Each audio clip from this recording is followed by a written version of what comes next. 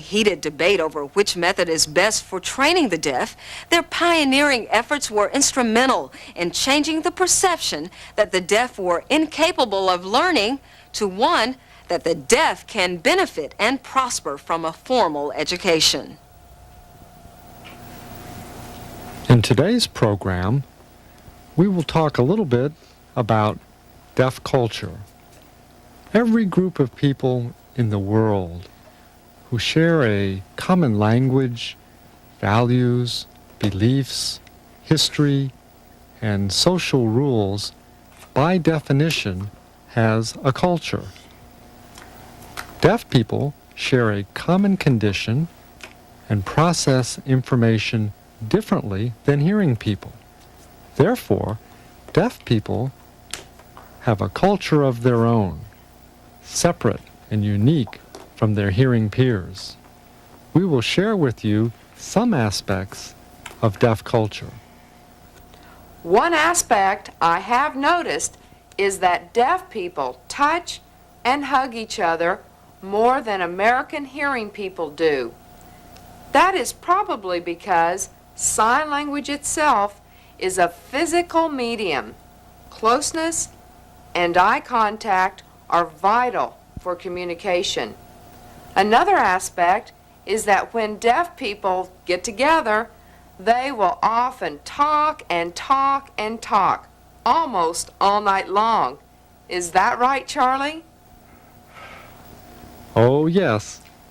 Deaf people who work in the average hearing workplace are isolated and often left out of common and social conversations. When they get together, they are so excited to share news that they often forget the passing of time and talk half the night. And that brings up another aspect, that word gets around fast in the deaf community. Deaf people share news because up until recently, hearing modes of communication like TV, radio, and the telephone have been limited or restricted for them. What other aspects of deaf culture should our audience know about? Well, there is so much. It's important to realize that ASL is the common language of most deaf people because it was developed and refined by deaf people. ASL should never be called broken English or an inferior language. It is also important to know that deaf people have their own history and heritage. They want to know about other deaf who have struggled and overcome in life. They love to listen to folklore, stories about and for deaf people, and are passed down from generation to generation. And additionally, they have a love in their heart for their schools, where many of them grew up together, sharing in the same experience and language. Anna Rinaldi will tell you a story about her favorite sport. Watch closely and see how much you understand as she signs the story without voice. Then she will repeat the story, and we will add voice to help you.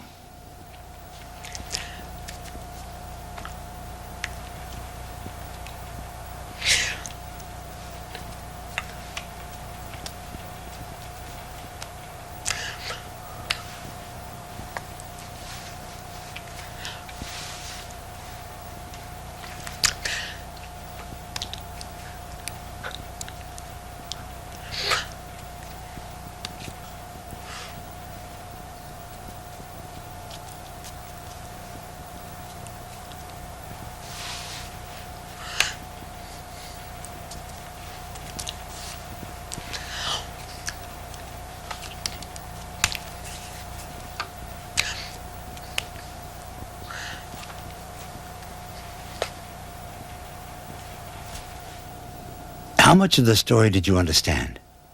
Let's watch again, this time with voice to help you. Football is my favorite sport. I have 2 tickets to all the home football games.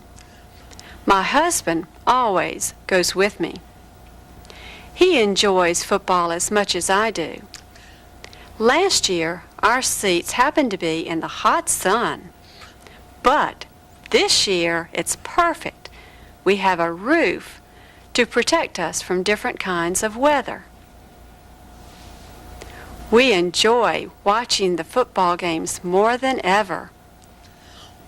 I hope that next year our seats will be in the same place. But, more importantly, we hope our team has another winning season.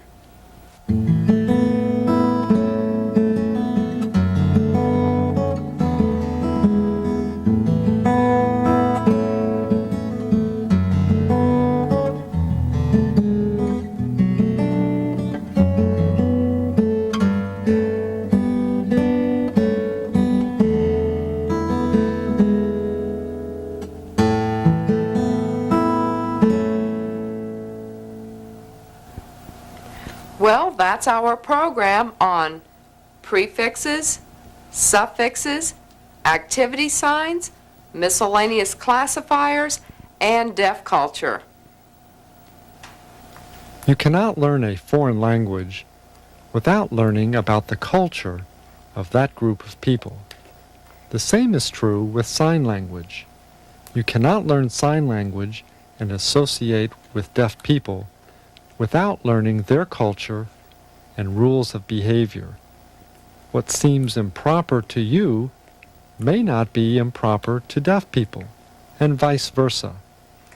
The more you respect their culture, the more they will respect yours.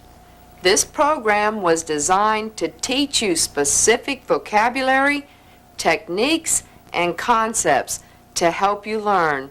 However, this series cannot be substituted for the most important training tool, and that's experience.